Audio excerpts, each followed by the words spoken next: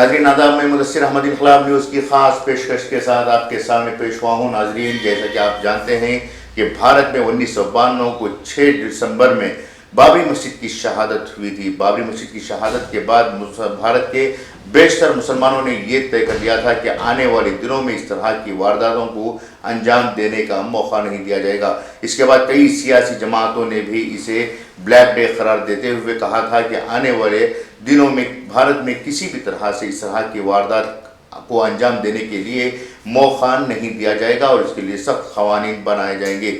इसी कानून के तहत एक ख़ास कानून भी ये बनाया गया था कि 1947 से पहले जो इबादत गाहें थीं, उन इबादत गाहों को तोड़ने या फिर उसमें मॉडिफिकेशन करने के लिए किसी भी तरह का मौका नहीं दिया जाएगा। इसके बाद भारत में जैसे आबादी बढ़ती गई, उस आबादी के लिहाज से मस्जिदों की तामीर हुई, मदरसों की तामीर हुई, मजहबी मुकामात की तामीर की गई। लेकिन शरपसंदों की शरारत ये रही कि हर बार हर साल कहीं ना कहीं किसी न किसी तरीके से मस्जिदों को शहीद करना या फिर मदरसों को तोड़ना या फिर मुसलमानों का कत्ल आम करना आम बात होती रही है।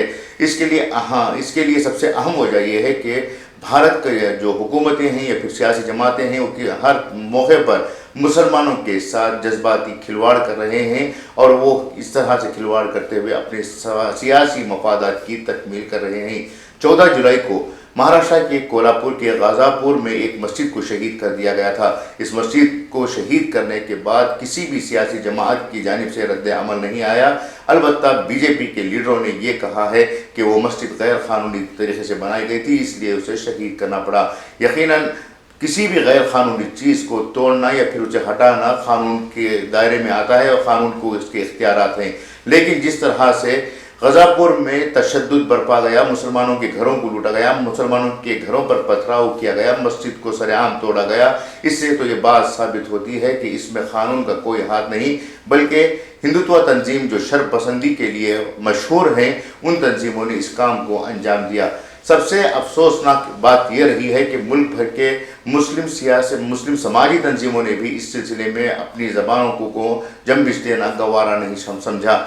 जिन लोगों ने गुज़िश्ता पार्लिमानी इंतखाबात में मुसलसल ये कहा कि अगर मुल्क में अमन व अमान चाहते हैं, मुल्क में अगर वाकई में जमहूरियत को बचाना चाहते हैं, तो सेक्युलर सियासी जमातों को वोट दें और ताकि वो आने वाले दिनों में मुसलमानों का साथ दे सकें, अक़लियतों का साथ दे सकें। लेकिन जिन लोगों को मुसलमानों ने खूब बढ़ चढ़ कर वोट दिया था, जिन सियासी जमातों को वोट देकर इक़्तिदार में लाने या फिर कम अज़ कम इक़्तिदार तक पहुँचाने का जो काम किया है, उन सियासी पार्टियों ने भी इस मस्जिद की शहादत के ताल्लुक़ से मुंह खोलना गवारा नहीं समझा।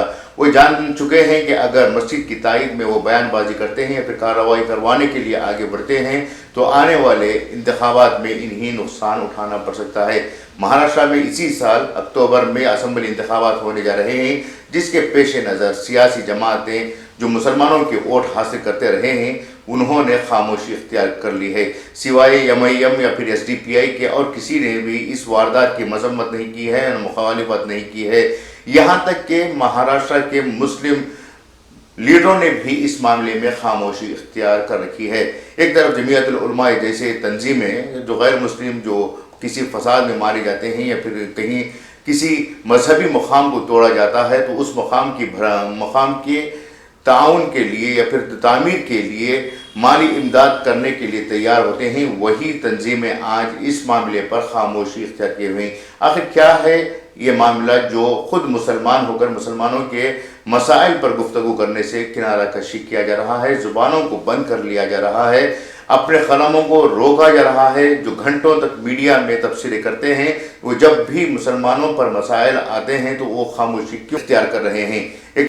एक तरफ मोहन भगवत जैसे RSS लीडर से बाहमी ताल्लुकात को मजबूत करने के लिए हमारे सरकर्दा लीडरान यानी मुसलमानों के सरकर्दा लीडरान RSS हेडक्वार्टर जा रहे हैं या फिर छुप कर RSS के लीडरों से मुलाकात कर रहे हैं। वहीं दूसरी जानिब इनकी मुलाकातों के बाद भी मस्जिदों को शहीद किया जा रहा है, मुसलमानों को मारा जा रहा है।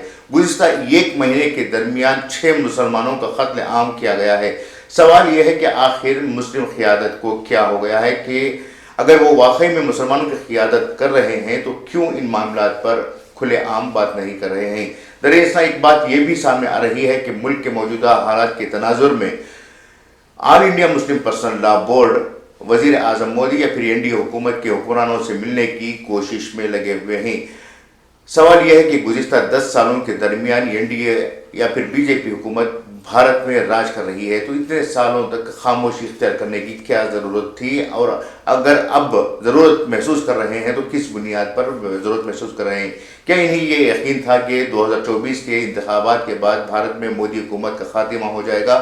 यही वजह से वो 10 सालों तक, गुज़िश्ता 10 सालों तक खामोशी इख्तियार किए हुए थे। अब चूंकि दोबारा एनडीए हुकूमत इक़्तिदार में आई हुई है, तो इस बुनियाद पर वो मुलाकातों का सिलसिला करने के इशारे दे रहे हैं। ज़रूरत यह है कि अगर वाकई में क़ियादत करनी है तो खुल कर करनी है, या फिर छुपे हुए, डरे हुए, या फिर हिकमत के नाम पर अपने आप को महदूद करने की ज़रूरत बिल्कुल भी नहीं है।